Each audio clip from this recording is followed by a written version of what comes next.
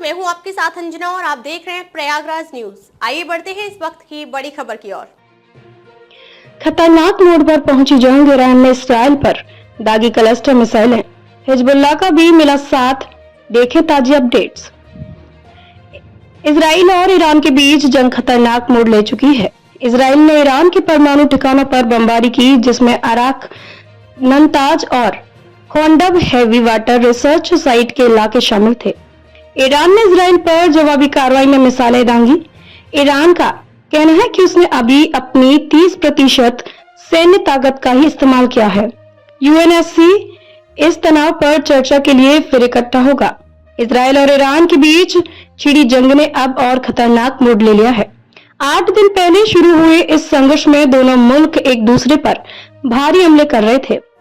गुरुवार की रात इसराइल ने ईरान के परमाणु ठिकाना पर बमबारी की, जिसमें अराक, नतांज और खोंडब हैवी वाटर रिसर्च साइट के आसपास के इलाके निशाना बने। इजरायली सेना ने गुरुवार को बताया कि ईरान कम से कम एक ऐसी मिसाइल दागी जिसमें छोटे छोटे बम क्लस्टर मिसाइलें थे, जिनका मकसद नागरिकों को ज्यादा नुकसान पहुंचाना था।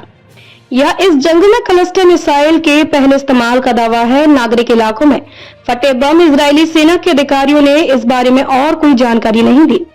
हालांकि इजरायली न्यूज चैनलों के हवाले से बताया गया है कि मिसाइल मध्य इजराइल के ऊपर करीब 4 मील 7 किलोमीटर की ऊंचाई पर फटी, जिससे इसके अंदर मौजूद करीब 20 छोटे बम 5 मील 8 किलोमीटर के दायरे में बिखर गए।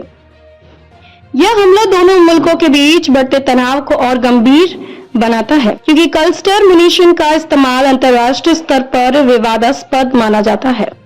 न्यूज एजेंसी ISNA के मुताबिक ये इलाके ईरान के परमाणु कार्यक्रम का अहम हिस्सा है। दूसरी तरफ लेबनान की हिजबुल्लाह ने ईरान का खुलकर समर्थन किया है।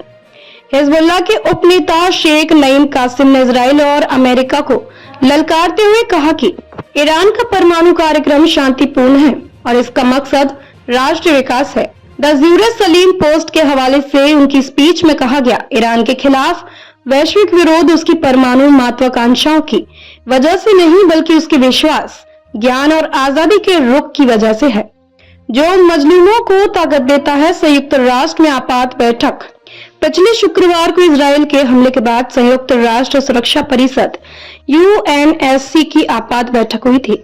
अब ईरान ने रूस, चीन और पाकिस्तान के समर्थन से एक और बैठक की मांग की है।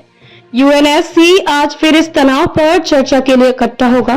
वाशिंगटन के एक ईरानी मानवाधिकार समूह के मुताबिक ईरान में अब तक 639 लोग मारे गए हैं, जिनमें 263 आम नागरिक हैं, जबकि 1300 से ज्यादा लोग घायल हुए हैं। जवाबी कार्रवाई में ईरान ने इसराइल पर करीब 400 मिसाइलें और सैकड़ों ड्रोन दागे, जिससे इसराइल में 24 लोग मारे गए और सैकड़ों घायल हुए।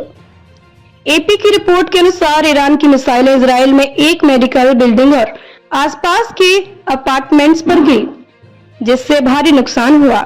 ईरान के IRGC कमांडर मोहसिन रजई ने कहा कि नतांज, हसवान, खंदाब और अराक जैसे परमाणु ठिकानों की सामग्री को हमलों से पहले सुरक्षित जगहों पर पहुंचा दिया गया था।